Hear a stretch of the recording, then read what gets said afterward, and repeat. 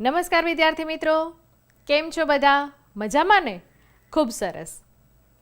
વિદ્યાર્થી મિત્રો, અગાઉના એપિસોડમાં આપણે તમારી અંગ્રેજી વિષયની જ્ઞાન સેતુ પુસ્તિકામાં આપેલ યુનિટ 1 to 9ની કેટલીક એક્ટિવિટીને સમજી હતી.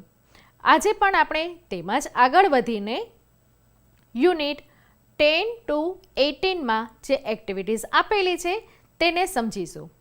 પણ તે પહેલાં આપ સૌને ફરી એકવાર યાદ કરાવી દઉં, અહીંથી જ્યારે આ પ્રવૃત્તિ પ્રસારિત થઈ રહી છે તે માત્ર તમારી સમજ માટે છે.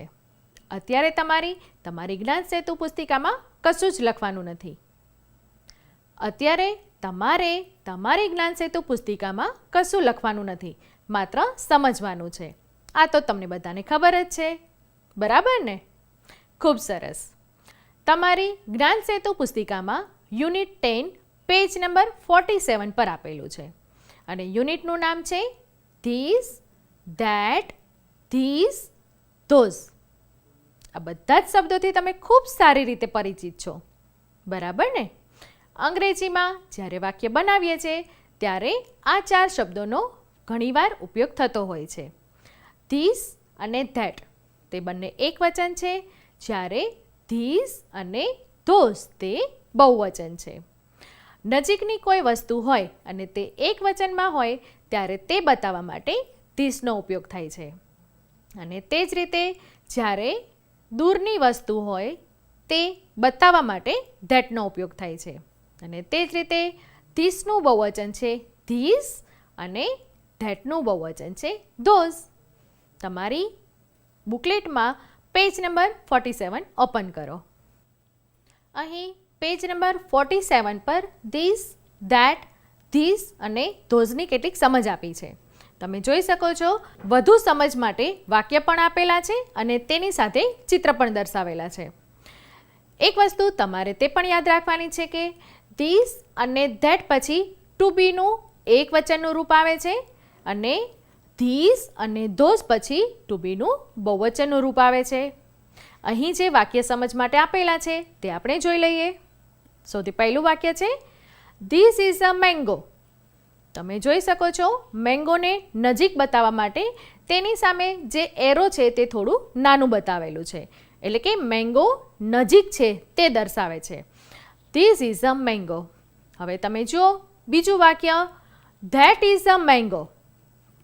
અહીં તમે જોઈ શકો છો, આ મેંગોને દૂર બતાવવા માટે થોડો લાંબો એરો બતાવેલો છે, એટલે કે આ મેંગો છે તે દૂર છે અને તેના માટે ધેટ ઇઝ અ મેંગો આ રીતનું વાક્ય બનાવેલું છે.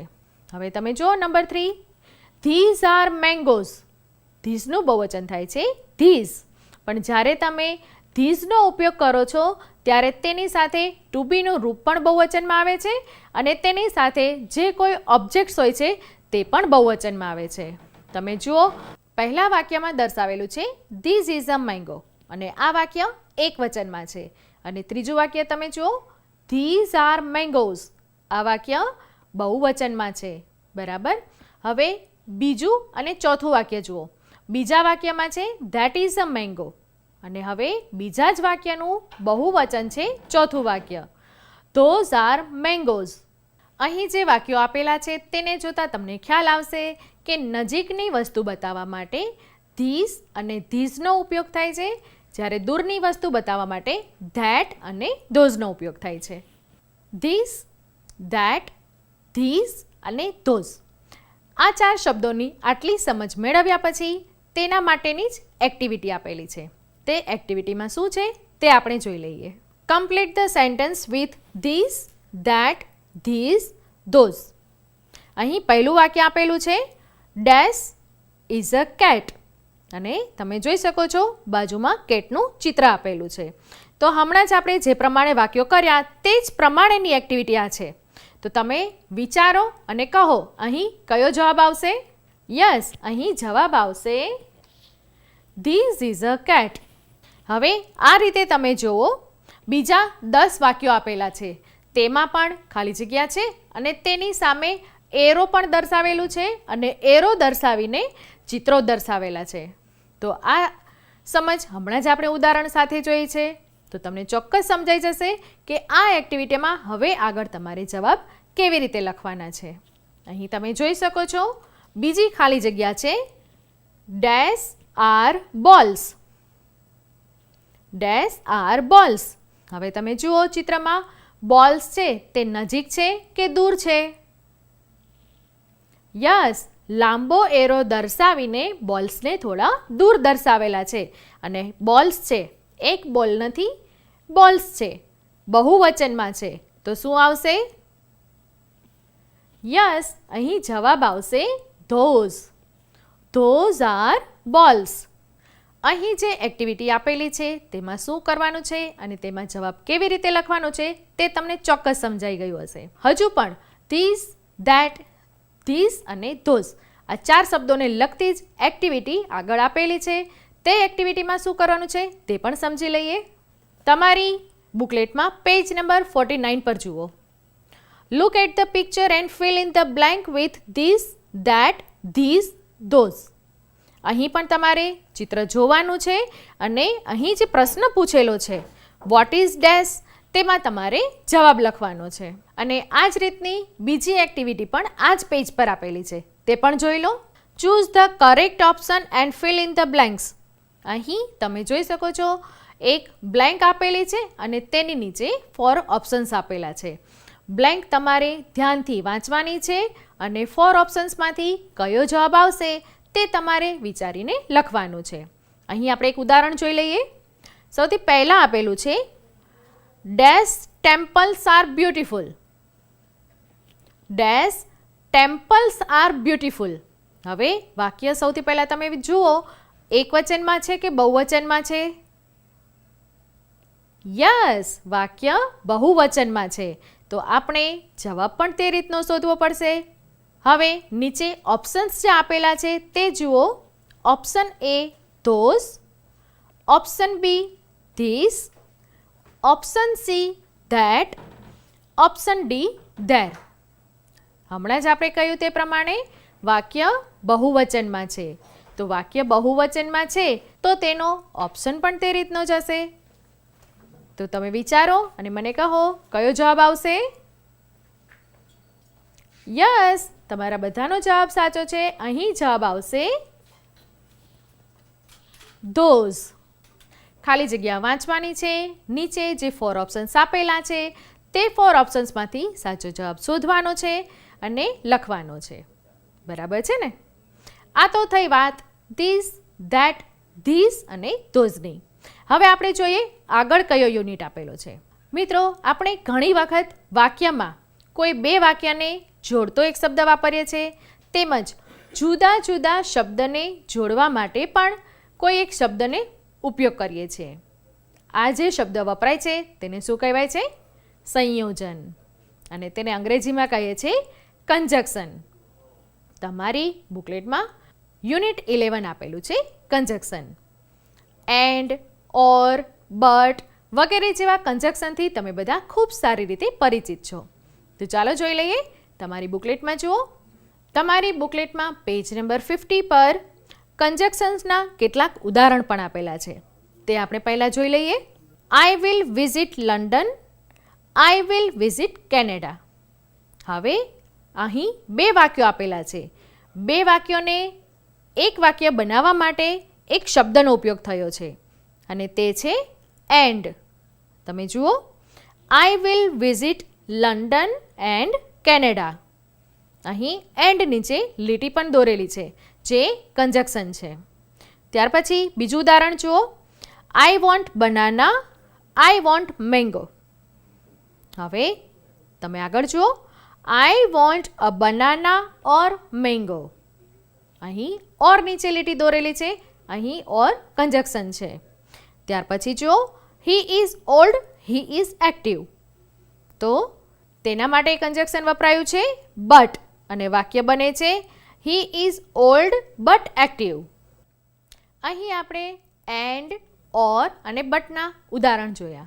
હવે આ જ ઉદાહરણોને લગતી એક્ટિવિટી તમારી બુકલેટમાં પેજ નંબર 51 પર આપેલી છે. પેજ નંબર 51 પર જે એક્ટિવિટી આપેલી છે તે જુઓ બધા. Use and, or, but to make one sentence. અહીં 2 સેન્ટેન્સીસ આપેલા છે, તેને આપણે 1 સેન્ટેન્સ બનાવવાનું છે અને તેના માટે આપણે ઉપયોગ કરવાનો છે એન્ડ, ઓર અને બટનો. બરાબર. સૌથી પહેલું વાક્ય જોઈએ આપણે. He is tall, he is smart. હવે આ બે વાક્યોને એક વાક્ય બનાવવા માટે આપણે ઉપરમાંથી કયું કન્જક્શન વાપરીશું? યસ, આપણે લખીશું he is tall and smart. બે વાક્યનું એક વાક્ય બનાવ્યું. તે જ રીતના બીજું જુઓ. My brother will go to Mumbai, my brother will go to Delhi. હવે આ બે વાક્યનું એક વાક્ય બનાવવું હશે તો આપણે શું લખીશું? વિચારો બધા. યસ, આપણે લખીશું my brother will go Mumbai or Delhi.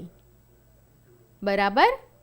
અહીં આપણે હમણાં 3 કન્જક્શન જોયા, એન્ડ, ઓર અને બટ. હજુ પણ આગળ જે વાક્યો આપેલા છે તે વાક્યોને તમારે આ 3 કન્જક્શનમાંથી કોઈ એકનો ઉપયોગ કરીને બે વાક્યમાંથી એક વાક્ય બનાવવાનું છે. હજુ આગળ પણ કેટલાક કન્જક્શનની વાત કરી છે. સો, ધેરફોર, આ બંનેનો અર્થ થાય છે માટે. અને ત્યાર પછી છે બીકોઝ. બીકોઝનો મતલબ થાય છે કારણ કે. જ્યારે કોઈ કારણ દર્શાવવાનું હોય ત્યારે બીકોઝનો ઉપયોગ થાય છે. હવે તેની સમજ પણ તમારી બુકલેટમાં આપેલી જ છે અને તેના માટેની જે એક્સરસાઇઝ છે તે આપણે જોઈ લઈએ. સો, ધેરફોર અને બીકોઝ, આ 3 કન્જક્શન માટેના કેટલાક ઉદાહરણ તમારી બુકલેટમાં છે. આપણે તે જોઈ લઈએ. તમે તમારી બુકલેટમાં પેજ નંબર 51 પર જુઓ. Read the sentences. Number 1, I like you, you are hardworking. હવે અહીં બે વાક્યો આપેલા છે, તેને પણ બીકોઝ કન્જક્શનથી જોડેલા છે. I like you because you are hardworking. Number 2 જુઓ. We studied hard, we got good marks. અહીં પણ ધેરફોર કન્જક્શનથી આ બંને વાક્યોને જોડેલા છે. We studied hard, therefore we got good marks. આ બંને કન્જક્શનને લગતી જે એક્ટિવિટી આપેલી છે તે પણ આપણે જોઈ લઈએ. તમારી બુકલેટમાં જો page number 52. Fill in the blanks with so, therefore or because. સૌથી પહેલું આપેલું છે Nisha is late, dash she will work extra. હવે તમે વિચારો અહીં શું જવાબ આવશે? યસ, અહીં જવાબ આવશે therefore. Nisha is late, therefore she will work extra. આ જ રીતે બાકીની જે 4 ખાલી જગ્યા આપી છે તેમાં પણ તમારે સમજીને જવાબ લખવાનો છે. હવે તેની નીચેની એક્ટિવિટી જુઓ. Fill in the blanks, use therefore or because. અહીં પણ તમારે ધેરફોર અથવા બીકોઝનો ઉપયોગ કરીને અહીં જે ખાલી જગ્યા આપી છે તે પૂરવાની છે. સૌથી પહેલી ખાલી જગ્યા આપણે જોઈ લઈએ. Reena is very happy, dash she got good marks in science subject test. હવે તમે મને કહો અહીં કયું કન્જક્શન આવશે? Reena is very happy. Reena happy છે, પણ તેના હેપી થવાનું કારણ શું છે? યસ, સાયન્સ ટેસ્ટમાં તેને સારા માર્ક્સ મળ્યા છે. તો અહીં કયું કન્જક્શન આવશે? યસ, અહીં કારણ દર્શાવે છે. રીના હેપી છે, પણ તેના હેપી થવાનું કારણ શું છે તે દર્શાવેલું છે. ધેરફોર અને બીકોઝની બે એક્ટિવિટી તો આપણે જોઈ, પણ હજુ પણ બીજી પણ કેટલીક એક્ટિવિટી આપેલી છે.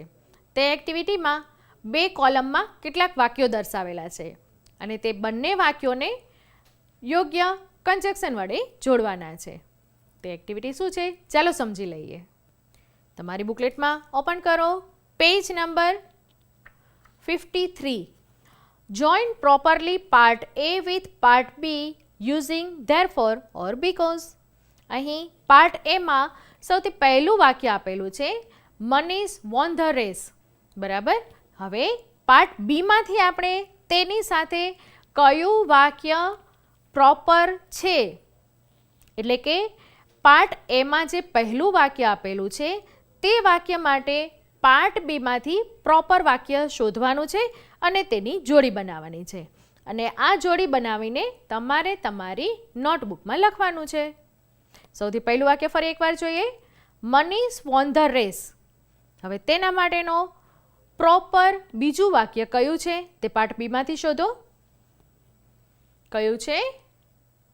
Yes, he ran fast. Manish won the race because he ran fast. સમજાય છે મિત્રો બધાને?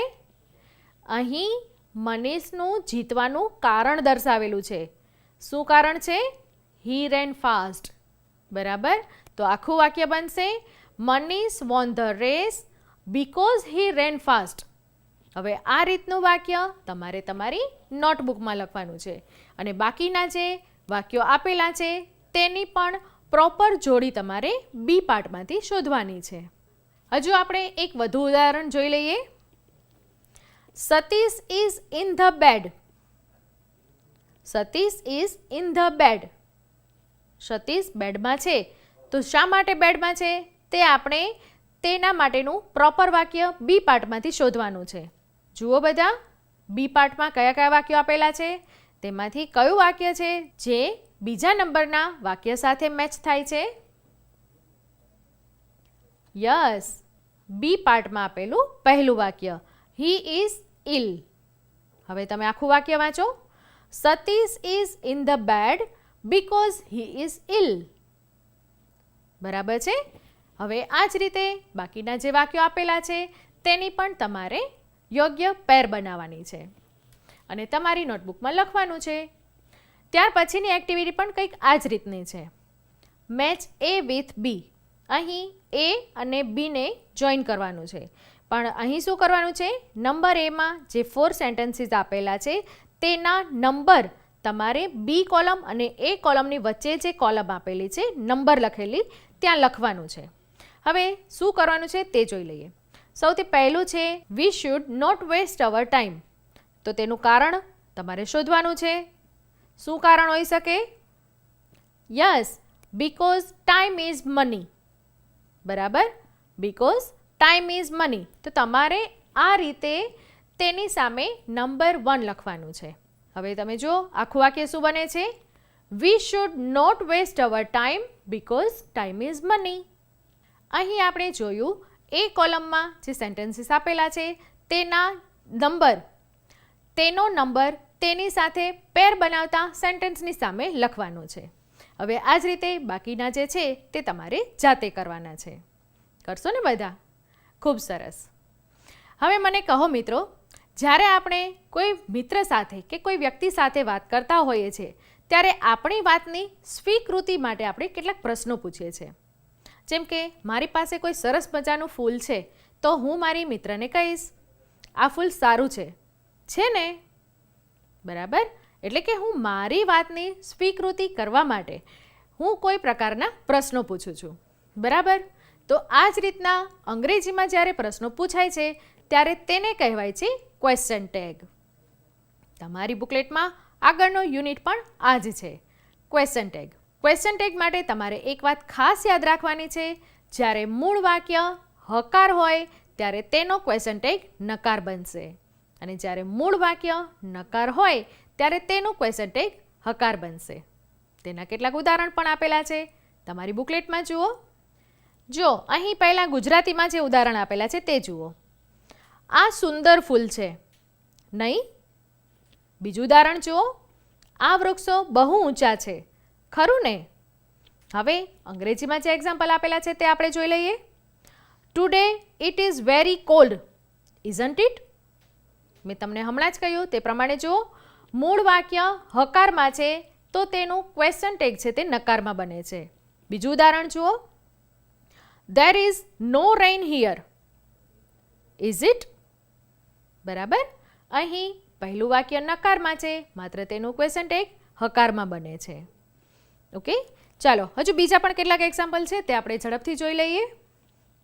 Number 1, mister Shah is a teacher, isn't he? આપણે જ્યારે આ ઉદાહરણ જોઈએ છે ત્યારે સાથે સાથે તમારે એ પણ જોવાનું છે કે કયું વાક્ય હકાર છે અને કયું વાક્ય નકાર છે તથા તેની સાથે તેનું ક્વેશ્ચન ટેગ કયું બને છે. Okay. Number 2, a lion is a wild animal. Isn't it? Rita is a singer. Isn't she? We are not players, aren't we? He doesn't work in a bank, does he? I am not a teacher, am I? I am a doctor, aren't I? જો મિત્રો, અહીં ખાસ ધ્યાનથી વાંચો એવી સૂચના પણ છે. શા માટે? તો કે અહીં કંઈક જુદું છે. કેવી રીતના જુદું છે? નંબર 6 વાક્ય ફરીથી જુઓ. I am not a teacher. આ વાક્ય નકાર છે તો તેનું ક્વેશ્ચન ટેગ હકાર થાય છે am I? બરાબર. નંબર 7 જુઓ. I am a doctor. તો તેનું ક્વેશ્ચન ટેગ છે aren't I? આ વસ્તુ તમારે ખાસ નોંધવાની છે કે I am જ્યારે વાક્યમાં હોય છે ત્યારે તેનું ક્વેશ્ચન ટેગ aren't I થાય છે, નહીં કે amn't I. યાદ રાખશો ને બધા? સરસ. હવે નંબર 8 જુઓ. We didn't buy a house, did we? She is not a nurse, is she? We don't have a dog, do we? અહીં આપણે ક્વેશ્ચન ટેગના કેટલાક ઉદાહરણ જોયા. મિત્રો, આ ઉદાહરણ તમે ફરીને વાંચો જેથી ક્વેશ્ચન ટેગ બનાવતી વખતે કયા કયા ચેન્જીસ થાય છે તે તમને ખાસ યાદ રહી જાય. હવે તમારી બુકલેટમાં પેજ નંબર 55 પર જુઓ. ત્યાં આશા અને નિશાનો ડાયલોગ આપેલો છે. તે બંનેના જે ડાયલોગ્સ આપેલા છે તે ડાયલોગ્સમાં કેટલીક જગ્યાએ લીટી દોરેલી છે. હવે જે લીટી દોરેલી છે તે ક્વેશ્ચન ટેગ છે. તો આ ડાયલોગ બોક્સ તમારે ખૂબ ધ્યાનથી વાંચવાનો છે અને ક્વેશ્ચન ટેગનો ઉપયોગ કેવી રીતે થાય છે તે સમજવાનું છે. હમણાં આપણે જે ઉદાહરણ જોયા તે ઉદાહરણ પ્રમાણેની જ એક એક્ટિવિટી તમારી બુકલેટમાં પેજ નંબર 56 પર છે. જુઓ બધા. પેજ નંબર 56 એક્ટિવિટી આપેલી છે add proper question tag for below sentences. અહીં જે સેન્ટેન્સીસ આપેલા છે તેના માટેના ક્વેશ્ચન ટેગ તમારે લખવાના છે.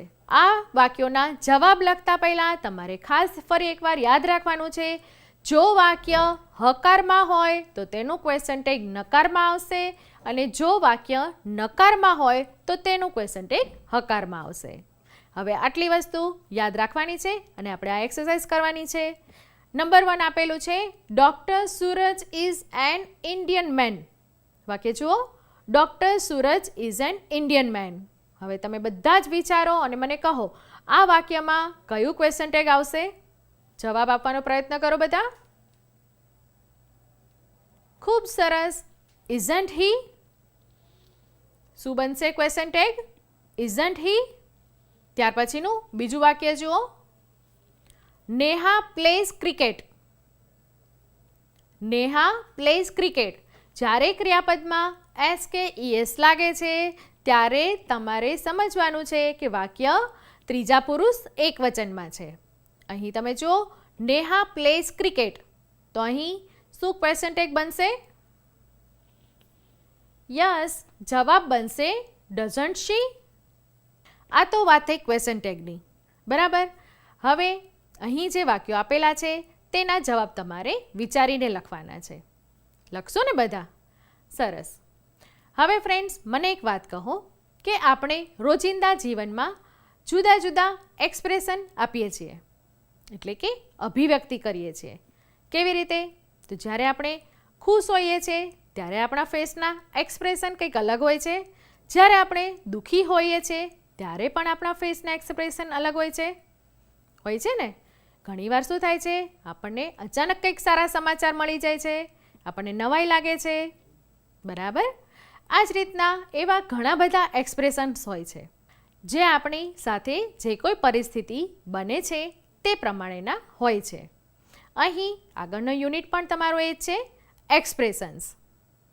તમારી બુકલેટમાં જુઓ આગળ યુનિટ આપેલું છે 13 એક્સપ્રેશન. આ એક્સપ્રેશન્સ પણ તમે આગળ ભણી લીધા છે. અહીં કેટલીક સ્માઇલીઝના ફોટોઝ આપેલા છે તે જુઓ તમે. અને તેની સાથે તે કયું એક્સપ્રેશન દર્શાવે છે તે પણ લખેલું છે. સૌથી પહેલું જુઓ, ફેસ જુઓ, તેનો એક્સપ્રેશન જુઓ. કયો છે એક્સપ્રેશન? હેપી.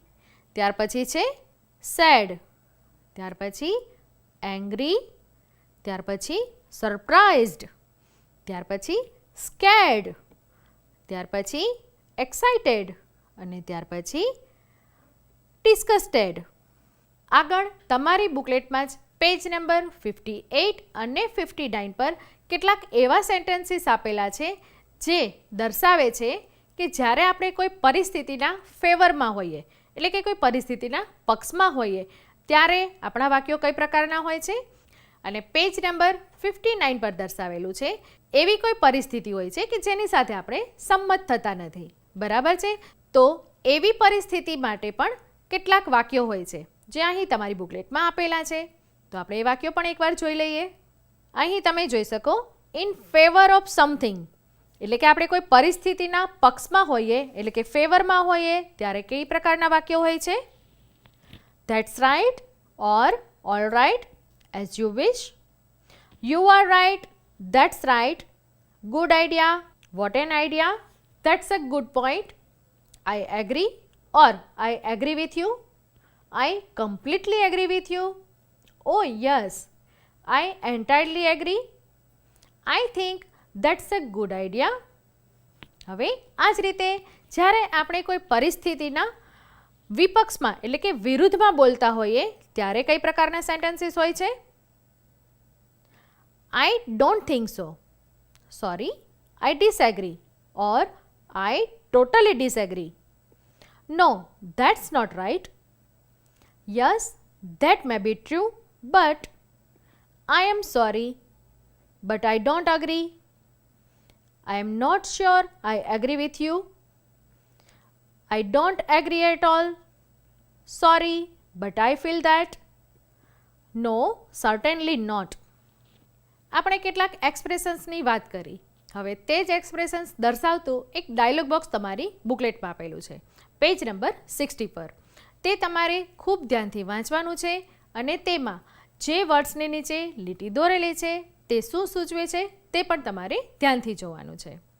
હવે તેની નીચે જે એક્ટિવિટી આપેલી છે તે આપણે જોઈ લઈએ. What will they speak? Find out proper expression from the bracket and write in the blanks. નીચેના વાક્યો વાંચીને યોગ્ય એક્સપ્રેશન મૂકો. અહીં ઉદાહરણ પણ આપેલું છે, રિયા મિસીસ ધ ટ્રેન, અને તેની સામે એક્સપ્રેશન આપેલું છે, ઓહ નો. બરાબર? તમારે વાક્ય વાંચવાનું છે, તેમાં કયો ભાવ રહેલો છે તે સમજવાનું છે અને તેની સામે તેના માટેનું પ્રોપર એક્સપ્રેશન લખવાનું છે. સૌથી પહેલું જુઓ, Maria sees an accident. Maria sees an accident. હવે તમે આ વાક્યનો ભાવ શું આવશે તે વિચારો અને ઉપર બોક્સમાં જે એક્સપ્રેશન્સ આપેલા છે તેમાંથી કયું એક્સપ્રેશન આવશે તે તમારે અહીં લખવાનું છે. વિચારો બધા, કયું એક્સપ્રેશન આવી શકે? યસ, મારિયા એક એક્સિડન્ટ જુએ છે, તો તેનું એક્સપ્રેશન શું હોઈ શકે? ઓહ ગોડ. હજુ પણ આ જ રીતની એક્ટિવિટી તમારી બુકલેટમાં પેજ નંબર 61 પર આપેલી છે. તેમાં પણ કેટલાક વાક્યો આપેલા છે અને લાસ્ટમાં એક બોક્સમાં કેટલાક એક્સપ્રેશન આપેલા છે. તો તેના માટેનું યોગ્ય એક્સપ્રેશન તમારે શોધવાનું છે અને લખવાનું છે. લખશો ને બધા? સરસ. હવે મિત્રો, આપણે ઘણીવાર અંગ્રેજી જ્યારે વાંચતા હોઈએ છીએ ત્યારે તેમાંથી can, could, shall, should, may, might વગેરે જેવા શબ્દો પણ વાંચીએ છીએ. આ જે શબ્દો છે તેને કહેવાય છે સહાયક ક્રિયાપદ, એટલે કે મોડલ વર્બ્સ, જે તમારી બુકલેટમાં પેજ નંબર 62 પર આપેલું છે અને તમારું યુનિટ છે 14. તમારી બુકલેટમાં પેજ નંબર 62 પર તમે જોઈ શકો છો મોડલ વર્બ્સનો આપણે ઘણીવાર રોજિંદા જીવનમાં પણ ઉપયોગ કરતા હોઈએ છીએ. તમે પણ ઘણીવાર સ્કૂલમાં ઉપયોગ કરો છો. જ્યારે તમારે ક્લાસમાં જવું હોય ત્યારે તમે તમારા ટીચરને પૂછો છો ને, મે આઈ કમ ઇન ટીચર? ત્યારે તમારા ટીચર શું જવાબ આવશે? Yes, you may. બરાબર? તે જ રીતે જ્યારે તમારે પાણી પીવું હોય ત્યારે તમે તમારા ટીચરને શું પૂછશો? ટીચર, મે આઈ ડ્રિંક વોટર? ત્યારે તમારા ટીચર શું જવાબ આપશે? Yes, you may. બરાબર. તો આ જ રીતે આપણે રોજિંદા જીવનમાં પણ ઘણીવાર મોડલ વર્બ્સનો ઉપયોગ કરતા હોઈએ છીએ. હજુ બીજા પણ ઘણા બધા મોડલ વર્બ્સની સમજૂતી તમારી બુકલેટમાં પેજ નંબર 62, 63 અને 64 પર આપેલી છે. તમે બધા જ આ સમજને એકવાર ખાસ ધ્યાનપૂર્વક વાંચી લેજો. હવે તમે જુઓ તમારી બુકલેટમાં પેજ નંબર 65. 65 પર એક સરસ મજાનું મોડલ વર્બ્સનું ટેબલ આપેલું છે. તે ટેબલ આપણે ધ્યાનપૂર્વક એકવાર જોઈ લઈએ. આ ટેબલમાં મોડલ વર્બ્સનો ઉપયોગ તથા તેનું એક્ઝામ્પલ સમજાવેલું છે.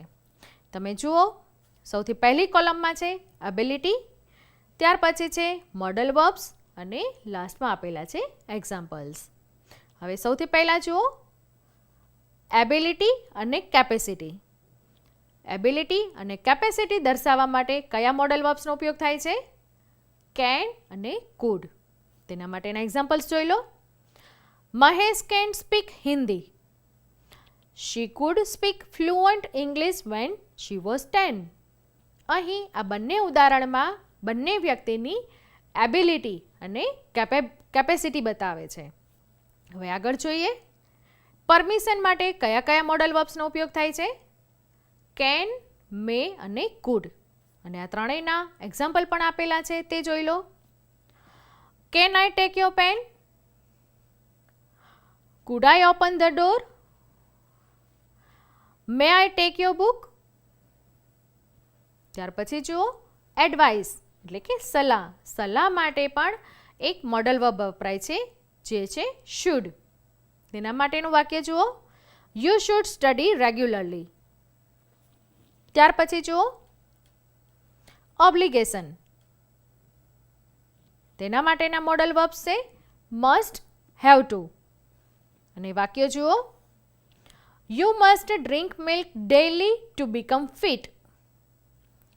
You have to remove your shoes before you enter into a temple. ત્યાર પછી છે possibility.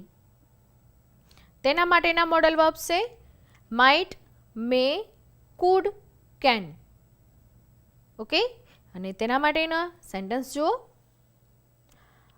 It looks nice but it might be costly. He May have done that mistake. આ ટેબલમાં મોડલ વર્બ્સનો ઉપયોગ તથા તેના સરસ મજાના ઉદાહરણ સાથેની સમજૂતી આપેલી છે. આ ટેબલનો તમે ફરી ફરીને મહાવરો કરશો. બરાબર. હવે મોડલ વર્બ્સને લગતી એક્ટિવિટી તમારી બુકલેટમાં આપેલી છે, તે જોઈ લઈએ. પેજ નંબર 66 પર જે એક્ટિવિટી આપેલી છે તે જુઓ. Read the 2 dialogues given below. અહીં સૌથી પહેલાં જે 2 ડાયલોગ્સ આપેલા છે તે તમારે વાંચવાના છે અને તેના જેવા જ પછી જે નીચે બીજા ડાયલોગ્સ આપેલા છે તે તમારે કમ્પ્લીટ કરવાના છે. તો સૌથી પહેલાં જે પહેલો ડાયલોગ આપેલો છે તે જોઈ લઈએ. Pinky says, I am hungry mummy, can you give me some biscuits? Mummy says, here they are. Pinky says, thank you mummy. બીજો ડાયલોગ જુઓ.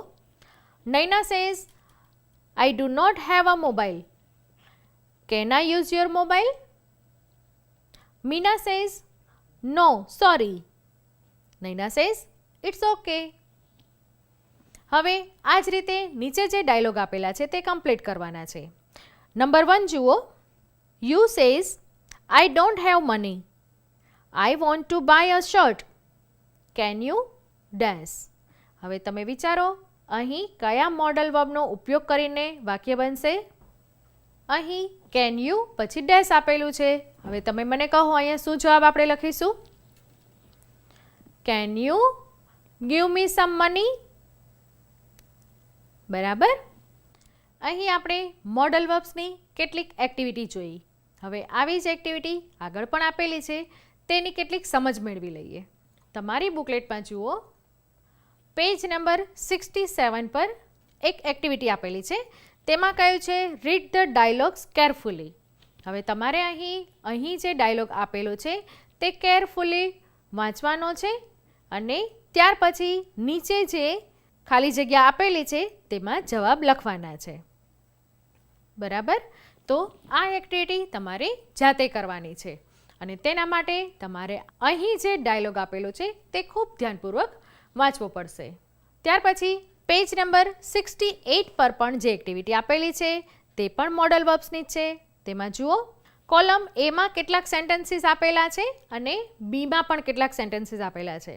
તો તમારે શું કરવાનું છે, કોલમ એમાંથી તેને જ લગતું સેન્ટેન્સ તમારે બીમાંથી શોધવાનું છે અને લખવાનું છે.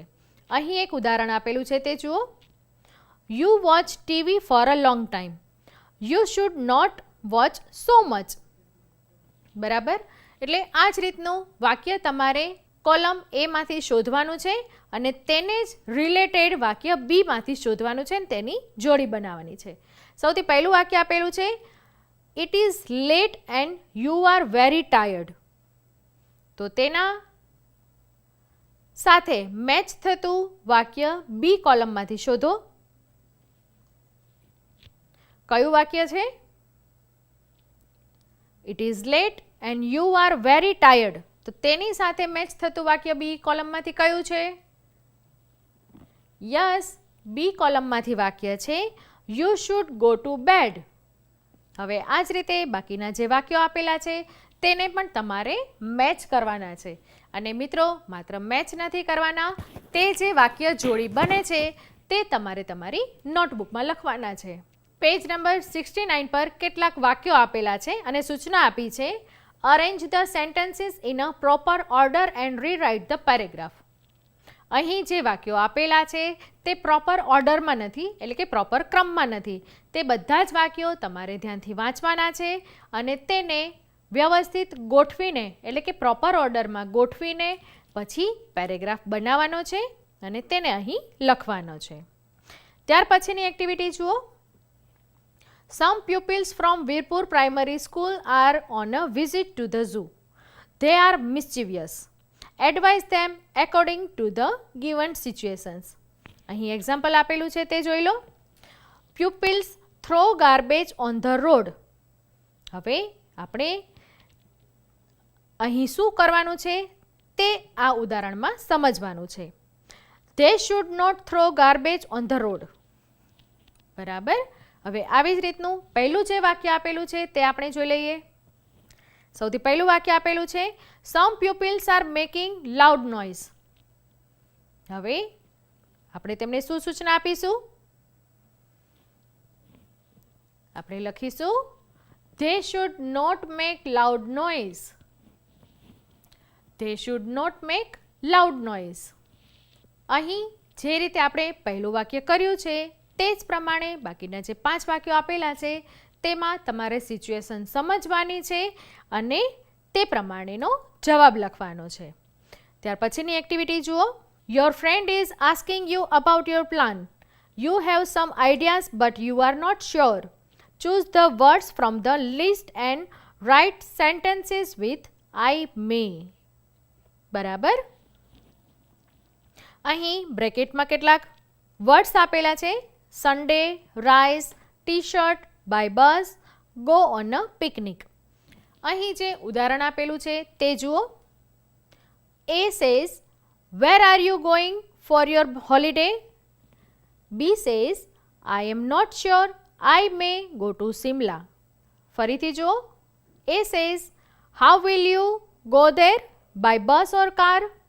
B says, I may go by car. એટલે કે એ વ્યક્તિ છે જે ક્વેશ્ચન્સ પૂછે છે તેના માટે બી વ્યક્તિ જે છે તે શ્યોર નથી, માટે તે મે વર્ડનો યુઝ કરે છે અને તેનો જવાબ આપે છે. હવે આ જ રીતની બીજી સિચ્યુએશન્સ પણ આપેલી છે અને તેનો જવાબ તમારે લખવાનો છે. તમારી બુકલેટમાં જો પેજ નંબર 71, તેમાં સૌથી પહેલાં આપેલું છે, what are you doing at the weekend? તો તેનો જવાબ તમારે આપવાનો છે અને કૌંસમાં તમને ઓપ્શન પણ આપેલું છે, વોચ અ મૂવી. તો આનો જવાબ તમે કઈ રીતે લખશો? અહીં લખી શકાશે, I may watch a movie. Means we are not sure કે આપણે વીકેન્ડ પર શું કરવાનું છે. પણ અહીં એક ઓપ્શન છે, આઈ મે વોચ અ મૂવી. અહીં આપણે કેટલાક મોડલ વર્બ્સની વાત કરી અને તેને લગતી કેટલીક એક્ટિવિટી પણ સમજી. હવે આગળનું જે યુનિટ છે તે છે પ્રિપોઝિશન. પ્રિપોઝિશન શબ્દ તમારા માટે નવો નથી. ઇન, ઓન, અંડર, નિયર આ બધા જ પ્રિપોઝિશન છે. યાદ છે ને બધાને? તો તેને લગતી જે એક્ટિવિટી યુનિટ 15માં આપેલી છે તે આપણે જોઈ લઈએ. તમારી બુકલેટમાં પેજ નંબર 72 પર કેટલાક ચિત્રો આપેલા છે અને તેની સાથે પ્રિપોઝિશન્સ પણ આપેલા છે. તો તે તમારે ચિત્ર જોવાના છે અને તેના માટેનું જે પ્રિપોઝિશન છે તે પણ સમજવાનું છે. અને તેને લગતી એક્ટિવિટી આપેલી છે પેજ નંબર 74 પર. Complete the sentence with correct preposition given in the bracket. અહીં 10 સેન્ટેન્સીસ આપેલા છે જે કમ્પ્લીટ નથી તેને કમ્પ્લીટ કરવાના છે. અહીં બ્રેકેટમાં જે પ્રિપોઝિશન્સ આપેલા છે તેમાંથી સૌથી પહેલું જુઓ, there is a cat dash roof. કયું પ્રિપોઝિશન આવશે?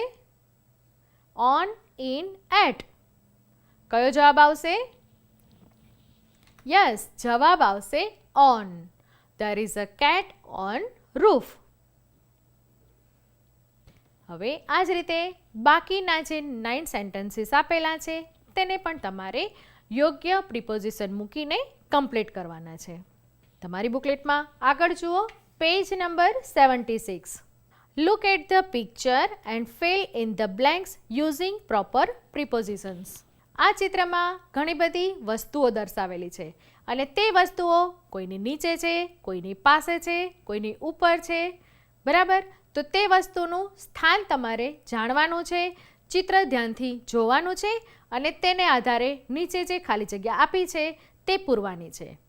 એટલે કે તે ખાલી જગ્યામાં જે તે વસ્તુ માટે કયું પ્રિપોઝિશન લાગુ પડશે તે તમારે વિચારવાનું છે, સમજવાનું છે અને લખવાનું છે. ચાલો ઉદાહરણ જોઈ લઈએ. સૌથી પહેલું આપેલું છે the clock is dash the wall. તમે ચિત્રમાં જુઓ, ક્લોક ક્યાં છે? યસ, અહીં જવાબ આવશે the clock is on the wall. વિદ્યાર્થી મિત્રો, પ્રિપોઝિશન્સ તમારા માટે નવા નથી. અગાઉના ધોરણમાં પણ તમે પ્રિપોઝિશન્સનો અભ્યાસ કરી લીધો છે. તો અહીં પણ તમારે તે જ પ્રિપોઝિશન્સને યાદ કરીને જે એક્ટિવિટીઝ આપેલી છે તે કરવાની છે. બરાબર ને? હવે આપણે આગળ જોઈએ. તમે બધાએ વિજ્ઞાન વિષયમાં ઘણીવાર વર્ગીકરણની પ્રવૃત્તિ કરી હશે. કરી છે ને બધાએ? સરસ. તો અહીં અંગ્રેજીમાં પણ આપણે વર્ગીકરણની પ્રવૃત્તિ કરવાની છે અને અંગ્રેજીમાં તેને કહે છે ક્લાસિફિકેશન. તમારો આગળનો યુનિટ એટલે કે યુનિટ 16 છે ક્લાસિફિકેશન. તેમાં કઈ કઈ એક્ટિવિટી આપેલી છે તે આપણે જોઈ લઈએ. તમારી બુકલેટમાં પેજ નંબર 78 પર જુઓ. અહીં એક એક્ટિવિટી આપેલી છે.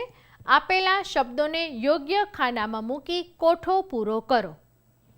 અને તેની પાછળ પેજ નંબર 79 પર આ રીતનું ટેબલ આપેલું છે. પેજ નંબર 78 પર જે વર્ડ્સનું લિસ્ટ આપેલું છે તેમાં ફ્રૂટ્સ છે, વેજીટેબલ્સ છે, ફેસ્ટિવલ્સ પણ છે અને તેની સાથે સાથે કેટલાક કોસ્ચ્યુમ્સ પણ છે. અને આ બધા જ શબ્દોને તમારે તમારી બુકલેટમાં જે પેજ નંબર 79 છે તેમાં ક્લાસિફિકેશન કરવાનું છે. એટલે કે કોઈ ફ્રૂટ છે તો તે કઈ સિઝનમાં આવે છે તે પણ તમારે ધ્યાનથી જોવાનું છે. કોઈ ફેસ્ટિવલ છે તે કઈ ઋતુમાં આવે છે તે પણ તમારે જોવાનું છે. અને આ બધી જ બાબતોને ધ્યાનમાં રાખીને આ બધા જ શબ્દોનું તમારે ક્લાસિફિકેશન કરવાનું છે. હવે આપણે આગળ જોઈ લઈએ. પેજ નંબર 79 પર પણ એક ક્લાસિફિકેશનની સરસ મજાની પ્રવૃત્તિ આપેલી છે. The actions of a farmer, a gardener and a tailor are mixed up. Separate them in the table. અહીં તમે જોઈ શકો છો ફાર્મર, ગાર્ડનર અને ટેલરની કેટલીક પ્રવૃત્તિઓ મિક્સઅપ થયેલી છે. તેને તમારે નીચે જે ટેબલ આપેલું છે તેમાં ગોઠવવાની છે. હવે સૌથી પહેલાં જુઓ છે નીચે ટેબલ આપેલું છે તે જુઓ, ફાર્મર, ગાર્ડનર અને ટેલર. અને અહીં સૌથી પહેલી જે પ્રવૃત્તિ આપેલી છે તે જુઓ, પ્લાઉઝ ધ ફિલ્ડ્સ.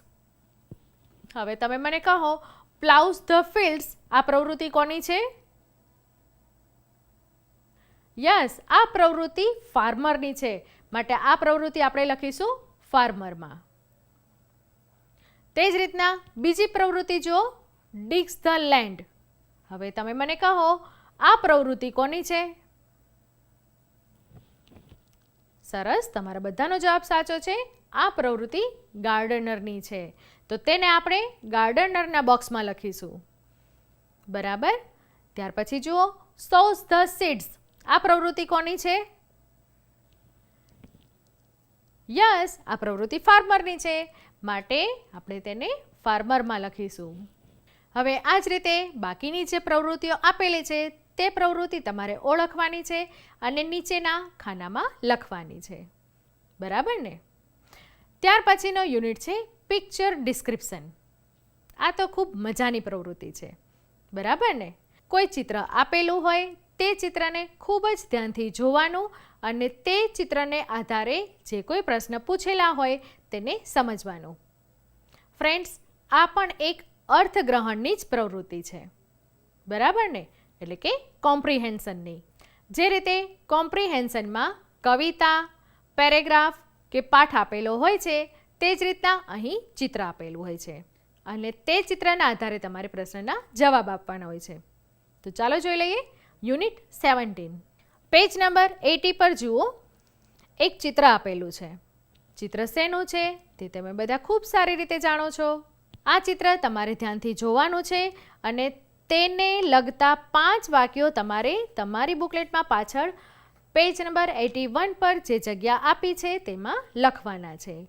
અને વાક્ય બનાવવા માટે કેટલાક શબ્દો પણ અહીં આપેલા છે. Birthday, friends, cake, cap, table, gift, happy. આ શબ્દોનો ઉપયોગ કરીને તમારે 5 વાક્યો બનાવવાના છે.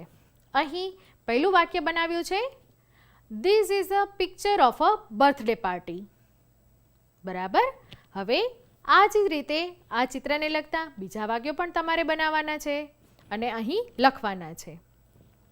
હવે આગળ જુઓ, એક બીજું ચિત્ર આપેલું છે અને ત્યાં સૂચના આપી છે, look at the picture. The pictures tell us a story. Put the correct number under the proper picture and fill in the blanks. અહીં તમે જોઈ શકો છો, ચિત્ર આપેલા છે. તે ચિત્ર આપણને એક ઘટના વર્ણવે છે. અહીં ચિત્ર તમારે ધ્યાનપૂર્વક જોવાના છે અને કઈ ઘટના પહેલાં બની હશે તે તમારે વિચારવાનું છે અને તેની નીચે તેનો નંબર લખવાનો છે. અને આ બધા જ ચિત્રોને ઘટનાક્રમનો નંબર અપાઈ જાય ત્યાર પછી જે ખાલી જગ્યા આપી છે તે તમારે પૂરવાની છે. અહીં પહેલી ખાલી જગ્યા આપી છે, a girl saw a wounded dash. A girl saw a wounded dash. તો આ ખાલી જગ્યામાં શું જવાબ આવશે? જવાબ આવશે બર્ડ. બરાબર. હવે આ જ રીતે ફરીથી તમારે ચિત્ર જોતા જવાનું છે અને આ ખાલી જગ્યા પૂરતા જવાનું છે. ત્યાર પછી આ જ પેજ ઉપર એક બીજી એક્ટિવિટી આપેલી છે. તેમાં એક ગ્રાફ દર્શાવેલો છે અને આ ગ્રાફના આધારે પેજ નંબર 83 પર કેટલાક સેન્ટેન્સીસ આપેલા છે અને તે સેન્ટેન્સીસ ટ્રુ છે કે ફોલ્સ છે તે તમારે અહીં આપેલી જગ્યામાં લખવાના છે. વિદ્યાર્થી મિત્રો, આ તો વાત થઈ ચિત્ર વર્ણનની, એટલે કે પિક્ચર ડિસ્ક્રિપ્શનની. પિક્ચર જોવાનું, તેને સમજવાનું અને તેને લગતા જે ક્વેશ્ચન અથવા તો બ્લેન્ક્સ આપી છે તેના જવાબ લખવાના. બરાબર ને? સમજાઈ ગયું બધાને? સરસ. તો તેને લગતી જે કોઈ એક્ટિવિટી છે તે તમે હવે લખી લેશો. આપણને સૌને અનુભવ છે કે આપણા વડીલો અને આપણા શિક્ષકો આપણને ઘણીવાર ઘણી બધી સૂચનાઓ આપે છે અને આપણને કહે છે કે આપણે જીવનમાં શું કરવું જોઈએ અને શું ના કરવું જોઈએ. બરાબર ને? તમને પણ તમારા માતા પિતા અને શિક્ષકો કે મોટા ભાઈ બહેન પણ તમને આવી સૂચનાઓ આપતા હશે. બરાબર ને? તો તમારી બુકલેટમાં જુઓ, પેજ નંબર 84 પર. તો તમારી બુકલેટમાં પેજ નંબર 84 પર આવી જ કેટલીક ડૂઝ અને ડોન્ટ્સની સૂચનાઓ આપી છે. આપણે તે જોઈ લઈએ. Do wear neat and clean dress in school. Be on time every day. Don't waste water. Don't waste time. Always do your homework regularly. Don't spit on the roads. Don't stop learning. Always follow school rules and regulations. Don't tease animals. જોયું મિત્રો, આવી જ રીતની ઘણી બધી સૂચનાઓ તમે જ્યારે કોઈ લાઇબ્રેરીમાં જાઓ, કોઈ ગાર્ડનમાં જાઓ ત્યારે પણ તમે ચોક્કસ વાંચી હશે. બરાબર ને? આ કરવું જોઈએ, આ ના કરવું જોઈએ. આવી સૂચના તો આપણે ઘણીવાર જોઈએ છીએ. હવે આપણે જોઈ લઈએ કે આ ડૂઝ અને ડોન્ટ્સને લગતી કઈ એક્ટિવિટી આપેલી છે. પેજ નંબર 84 પર જ એક એક્ટિવિટી આપેલી છે. નીચેની ખાલી જગ્યા ડુ, ડોન્ટ અથવા ઓલવેઝ શબ્દથી પૂરી કરો. અહીં 10 ખાલી જગ્યા આપેલી છે. તે ખાલી જગ્યા તમારે ડુ, ડોન્ટ અને ઓલવેઝ આ 3 શબ્દથી પૂરી કરવાની છે. ત્યાર પછીની પેજ નંબર 85 પર એક બીજી એક્ટિવિટી આપેલી છે. નીચેના વાક્યોને ધ્યાનથી વાંચી તેમનું યોગ્ય વર્ગીકરણ કરીને યોગ્ય ખાનામાં લખો. આ એક્ટિવિટીમાં તમે જોઈ શકો છો 2 કોલમ આપેલી છે, ગુડ સિટીઝન, બેડ સિટીઝન. અને અહીં જે ડુ અને ડોન્ટ્સ આપેલું છે તેને તમારે ગુડ સિટીઝન્સ અને બેડ સિટીઝન્સમાં ડિવાઈડ કરવાની છે. એટલે કે જે પ્રવૃત્તિ આપેલી છે તે સારી છે કે ખરાબ છે તે પ્રમાણે તમારે તેને ડિવાઈડ કરવાની છે. આ તો વાત થઈ ડૂઝ અને ડોન્ટ્સની. હવે આપણે વાત કરીશું પંક્ચ્યુએશન્સની. તમારી બુકલેટમાં પેજ નંબર 89 ઓપન કરો. Punctuation marks. અહીં કેટલાક વાક્યો આપ્યા છે તે આપણે જોઈ લઈએ. નીચેના વાક્યો ધ્યાનથી વાંચો. શું તમને લાગે છે કે કંઈ ખૂટે છે? વાક્ય સંપૂર્ણ રીતે સાચું લાગતું નથી. Number 1, this is a dog. Number 2, what is your father?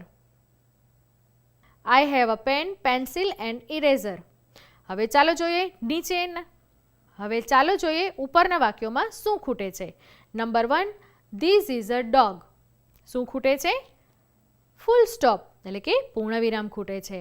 Number 2 જુઓ, વોટ ઇઝ યોર ફાધર? અહીં શું ખૂટે છે? ક્વેશ્ચન માર્ક ખૂટે છે. અને નંબર 3 જુઓ, શું લખ્યું છે? I have a pen, pencil and an eraser.